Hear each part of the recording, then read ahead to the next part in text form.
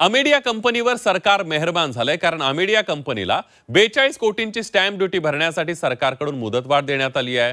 मुंडवा जमिनीचा व्यवहार रद्द करण्यासाठी अमेडिया कंपनीला 42 कोटी रुपये भरणं गरजेचं आहे। दरम्यान हेच 42 कोटी रुपये भरण्यासाठी कंपनीनं मुदतवाढ मागितली होती। बघूया त्याबद्दलचा एक स्पेशल रिपोर्ट।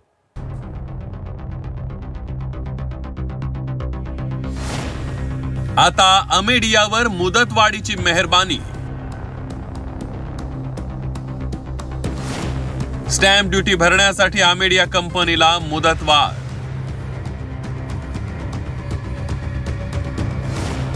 चोवीस नोव्हेंबर पर्यंत अमेडिया कंपनीला सरकारकडून मुदतवाढ। झी 24 तासनं पर्दाफाश केलेल्या मुंडवा जमीन प्रकरणाचा व्यवहार रद्द करण्यासाठी अमेडिया कंपनीला मुदतवाढ देण्यात आली आहे। झी 24 तासनं जमीन गैरव्यवहाराची बातमी ब्रेक केल्यानंतर काही तासातच या व्यवहारातून अमेडिया कंपनीनं माघार घेतली, तसंच व्यवहार रद्द करत असल्याचं देखील सांगितलं। मात्र मुद्रांक शुल्क विभागाची फसवणूक केल्यामुळे 7% स्टॅम्प ड्युटीचे 21 कोटी आणि दंड मिळून एकूण 42 कोटी भरण्याची नोटीस मुद्रांक शुल्क विभागानं पाठवली होती। दरम्यान स्टॅम्प ड्युटीची हे पैसे भरण्यासाठी अमेडिया कंपनीनं मुदतवाढ मागितली होती। यानंतर सरकारने कंपनीवर मेहरबानी दाखवत मुदतवाढ ही दिली आहे। अमेडिया एंटरप्राइजेस LLP ला 42 कोटी रुपये स्टॅम्प ड्युटी होती ते देण्यासाठी आता या खर्गे समितीने जर मुदतवाढ दिली असेल तर आता काय बोलायचं अशी परिस्थिती झाली आहे। कारण मुदतवाढ ही त्यांना 24 तारखेपर्यंत दिली गेली आहे, म्हणजे तब्बल 2 आठवडे त्यांना वाढवून मिळालेत।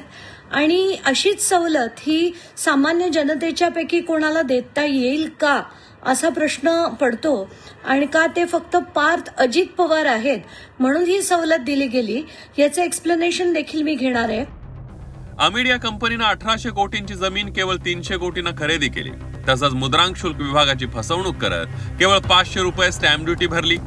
झी 24 तासने सर्व प्रकरण महाराष्ट्रासमोर आणल्यानंतर सरकारकडून कारवाईला वेग आला आणि मुद्रांक शुल्क विभागानं जमीन व्यवहार रद्द करण्यासाठी अमेडिया कंपनीला 7% स्टॅम्प ड्युटी भरण्याचे आदेश दिले। झी 24 तासनं उघडकीला आणलेल्या पुणे जमीन गैरव्यवहार प्रकरणाचा अहवालही उद्या येणार आहे। दस्त नोंदणी पातळीवरील अनियमितता तपासण्यासाठी मोठी समिती गठीत करण्यात आली होती।